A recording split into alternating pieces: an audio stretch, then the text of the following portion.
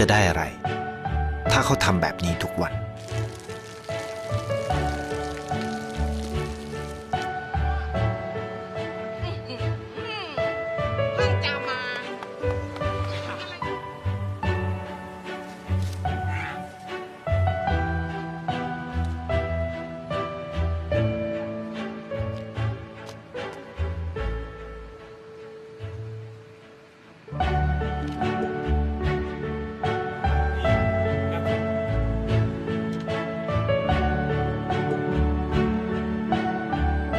เขาจะไม่ได้อะไรเลยไม่ได้รวยขึ้นไม่ได้ออกทีวีไม่มีใครรู้จักไม่ได้มีชื่อเสียงที่มากขึ้น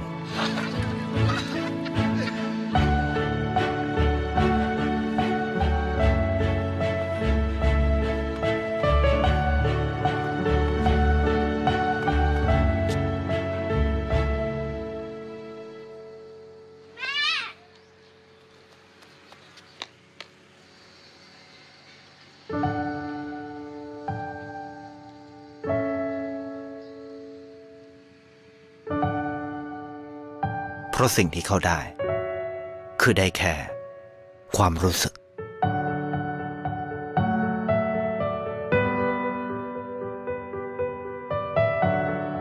ได้เห็นความสุข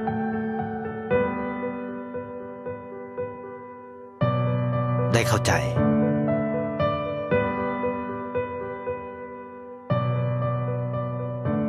ได้ความรัก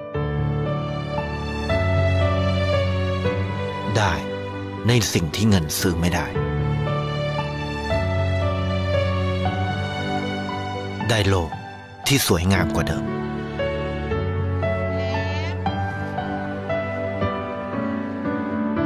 ในชีวิตคุณ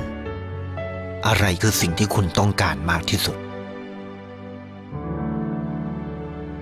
ไทยประกันชีวิตเชื่อในความดี